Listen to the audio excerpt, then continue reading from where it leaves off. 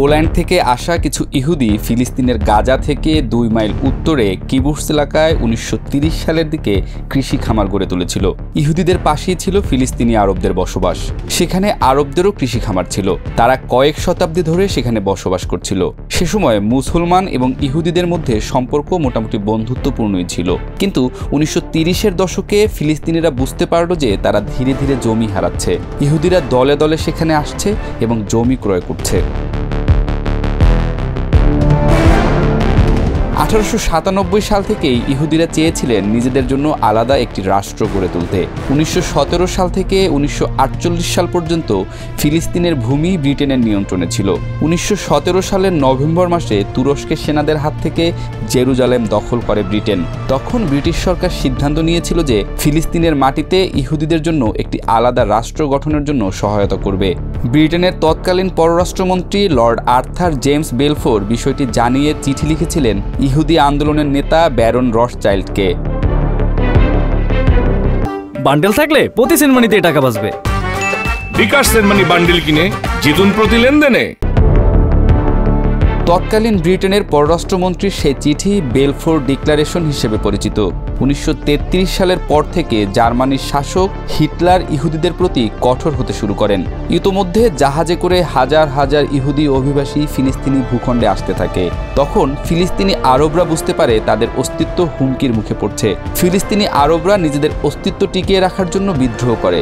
তাদের হামলার লক্ষ্যবস্তু হয়েছিল ব্রিটিশ সৈন্য এবং ইহুদি নাগরিকরা। কিন্তু আরবদের সে বিদ্রোহ কঠোর হাতে দমন করেছে ব্রিটিশ সৈন্যরা। ফিলিস্তিনিদের উপর ব্রিটিশ সৈন্যরা এত কঠোর দমনপীড়ন চালিয়েছিল যে আরব সমাজে ভাঙন তৈরি হয়েছিল।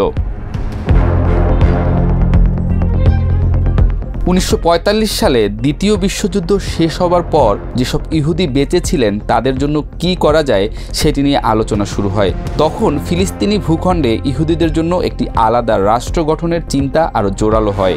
হিটলারের হাত থেকে বেঁচে যাওয়া 1 লক্ষ ইহুদিকে অতি দ্রুত ফিলিস্তিনের ভূখণ্ডে জায়গা দেওয়ার সিদ্ধান্ত হয়।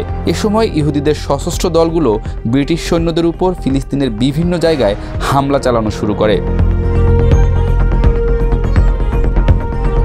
তখন ইউরোপ থেকে ফিলিস্তিনের উদ্দেশ্যে জাহাজ বোঝাই হয়ে আসা হাজার হাজার ইহুদিদের বাধা দেয় ব্রিটিশ বাহিনী। কিন্তু তাতে খুব একটা লাভ হয়নি। ইহুদি সশস্ত্র দলগুলো ব্রিটিশ বাহিনীর উপর তাদের আক্রমণের মাত্রা বাড়িয়ে দেয়। তাদের উদ্দেশ্য ছিল এমন একটি পরিস্থিতির তৈরি করা যাতে ইহুদির রাষ্ট্র গঠনের জন্য ব্রিটেন এবং আন্তর্জাতিক সম্প্রদায় দ্রুত সিদ্ধান্ত নেয়। তখন সমাধানের জন্য ব্রিটেনের উপর চাপ বাড়তে থাকে।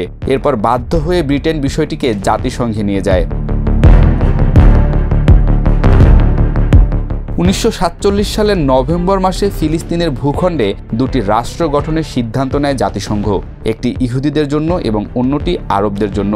ইহুদিরা মোট ভূখণ্ডের 10% মালিক হলেও তাদের দেয়া হয় মোট জমির অর্ধেক। স্বভাবতই আরবরা এ সিদ্ধান্ত মেনে নেয়নি। তারা জাতিসংঘের এ সিদ্ধান্ত খারিজ করে দেয়। কিন্তু ফিলিস্তিনিদের ভূখণ্ডে তখন ইহুদিরা বিজয় উল্লাস শুরু করে। জাতিসংঘের এই সিদ্ধান্তের পর আরব এবং ইহুদিদের মধ্যে দাঙ্গা শুরু হয়ে যায়। তখন ফিলিস্তিনি ভূখণ্ড ছেড়ে যাবার জন্য ব্রিটিশ সৈন্যরা দিন গণনা করছিল। এরপর থেকেই ইহুদিদের সশস্ত্র দলগুলো প্রকাশ্যে আসা শুরু করে। প্রকাশ হয় তাদের গোপন অস্ত্র কারখানাও। কিন্তু ইহুদিদের সবচেয়ে বড় সুবিধা ছিল তাদের বিচক্ষণ নেতৃত্ব। এর বিপরীতে আরবদের কোনো নেতৃত্ব ছিল না। ইহুদিরা বুঝতে পেরেছিল যে নতুন রাষ্ট্র গঠনের পর আরবরা তাদের ছেড়ে কথা বলবে না।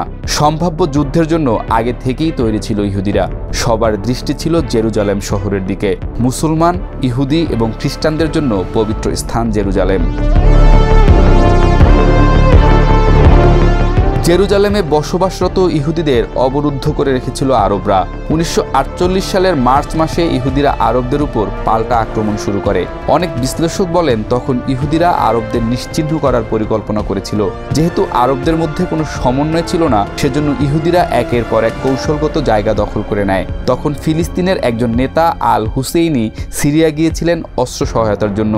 কিন্তু সিরিয়া সরকার ফিলিস্তিনদের সে সহায়তা দিতে অস্বীকৃতি জানায়। সেখান থেকে ফিরে এসে আল হুসেইনি আবারও যুদ্ধে নামেন। এর কয়েকদিন পরই তিনি নিহত হন।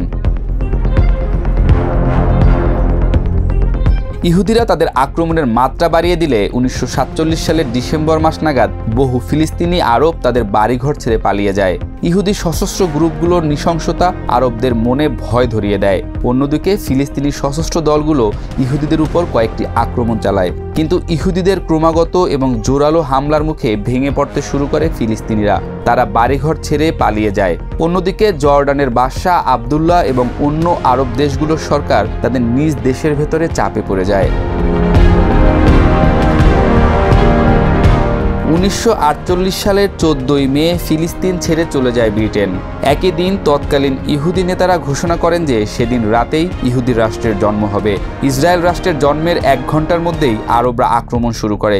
একসাথে 5টি আরব দেশ ইসরায়েলকে আক্রমণ করে। যেসব দেশ একযোগে ইসরায়েলকে আক্রমণ করেছিল তারা হচ্ছে মিশর, ইরাক, লেবানন, জর্ডান এবং সিরিয়া। জেরুজালেম দখলের জন্য আরব এবং ইসরায়েলের মধ্যে তীব্র লড়াই হয়। তীব্র লড়াইয়ের এক পর্যায়ে ইসরায়েলি বাহিনী পিছু হটতে থাকে। তাদের অস্ত্রের মজুদ শেষ হয়ে যায়।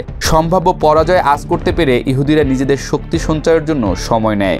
আর কিছু দূর অগ্রসর হলেই মিশরীয় বাহিনী তেল আবিবের দিকে অগ্রসর হতে পারত। ঠিক এমন সময়ই জাতিসংঘের মাধ্যমে যুদ্ধবিরতি কার্যকর হয়। যুদ্ধবিরতির সময় দুপক্ষই শক্তি সঞ্চয় করে, তবে বেশ সুবিধা পেয়ে যায় ইসরায়েল। তখন চেকোস্লোভাকিয়ার কাছ থেকে আধুনিক অস্ত্রের চালান আসে ইসরায়েলের হাতে। যুদ্ধবিরতি শেষ হলে নতুন করে আরবদের উপর ঝাঁপিয়ে পড়ে ইসরায়েলি বাহিনী। একের পর এক গুরুত্বপূর্ণ জায়গা দখল করে নেয় ইহুদিরা। তেল আবিব এবং জেরুজালেমের উপর তাদের পূর্ণ নিয়ন্ত্রণ প্রতিষ্ঠিত হয়।